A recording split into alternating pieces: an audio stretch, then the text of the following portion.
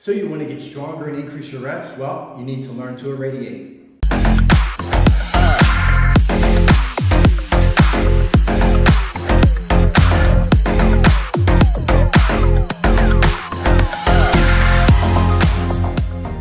Hey, what's up everybody? I'm Jason Kelly, creator of The Balanced Body. Hope everybody's having a great day today.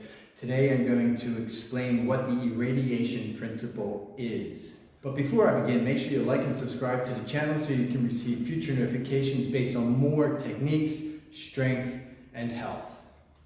So what is the irradiation principle? The irradiation principle was created by a neuroscientist named Charles Sherrington.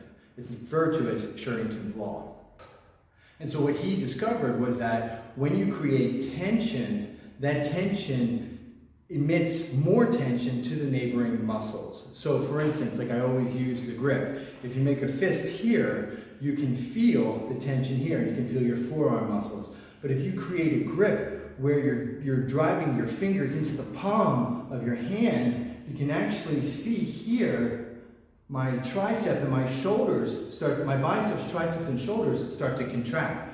Well, that signal goes all the way to your back muscles. So that's why it's important to know irradiation, because how you're gripping the bar in your bench press, your pull-up, your shoulder press, your back rows is going to create more strength, referring more force, creating more tension. And so therefore, if you do that and you create this tension line that goes from your hand all the way to your back, rather than just pulling on the bar, you're going to have more power.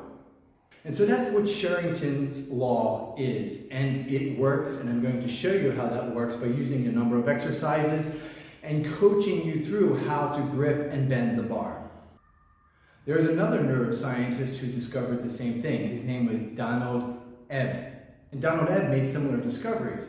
And he noticed the same thing, that when you have not just muscles, but even systems like the neurological system and the musculoskeletal system, which can be referred to as the neuromuscular system, when two systems are in play or activated, it increases the strength of what you're trying to do. But also, from increasing the strength, it becomes activated together more habitually, the more repetitiously you practice it. So you won't have to call on it, it will just happen as you do it. So when you grip the bar and you grip the bar and press that bar, your grip and everything will activate through that, creating that tension through to your back, so you'll be stronger repetitiously. Most people just pick up weights and they start lifting them. But if you actually focus, like here, if you see my grip, you can see how the tension is going all the way to my back muscles in my pull-up, and even if I'm rowing, you can see, just by that, you can see all these muscles twitching back to my torso. And so that is what's most important to understand about irradiation principle. It will make you stronger, and you're going to do more reps. All right, so here's a number of exercises for you to check out and to follow. Just remember that when you're doing these exercises, don't max out in the beginning. You will feel the difference even if you're using a lighter weight. If you're using a lighter weight, say on your squat here, and you're really activating here, when you squat, you'll feel faster and more explosive in your squat rather than just resting the bar here and doing your squat. It's going to make a huge difference. It's going to make a huge difference in how you explode through movement with lighter weights, and it's going to make a huge difference on how you can do more repetitions. But don't start out with a max first. Start out with about 5 rep max and do it this way, and then go heavier. So when you're always learning something, in the beginning, never try to do maximal. Always go a little bit less, like 85, 80%. Understand what you're doing so that you can do it correctly when you do go into this maximal thresholds.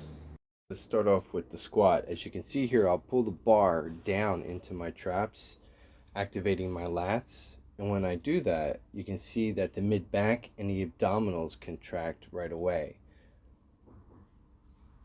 And so when I do my squat, I actually feel very quick in my squat. And like I said, if you're doing a heavier weight, you'll feel you can do more reps. And here's with the deadlift. And so with the deadlift, you're trying to bend the bar and at the same time pull your elbows back towards your lats. And so I'm doing it in from the bottom position so you can see how that affects the movement. And at the top of your deadlift, you want to squeeze your glutes to get the overall effect. And here again, just from the bottom position, you can see I'm trying to bend the bar, and you can see how my triceps are engaging there by trying to pull my elbow toward my lat. And again, from the finishing position, when you get to the top, squeeze your glutes so you can feel the whole irradiation effect. All right, here's the bench press. And so with the bench press, I am trying to bend the bar like a strongman, and as I bend the bar, I'm trying to pull my elbows in toward my lats and then push up concentrically. And for the second part, I put a bench under my feet, a step under my feet. And so what I'm doing is, as I come down, I concentrically push in, lift my hips up, squeeze my glutes and my abdominals, and push up. And that's on the concentric part of the lift. Okay, so with the back row, I slowed this down so you can actually see. I put the weight into my fingers, and then I create a grip onto the bar. So I want you to see how that refers all the way up my arm into my shoulder and back muscles.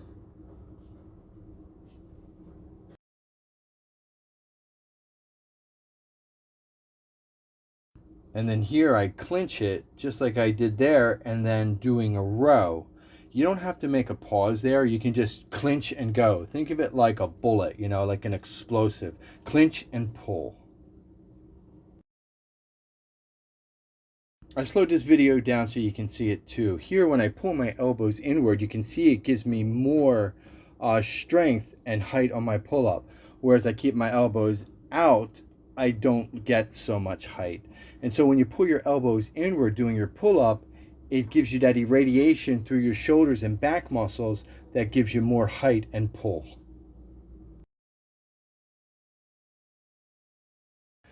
Shoulder press clench. So with the opposite arm, you're going to be clenching a fist as hard as you can, as tight as you can, and do shoulder press. And that's going to send the irradiation all the way over to the working arm. I like this one. This one's one of my favorites. It's the lat pull down, single arm pull down.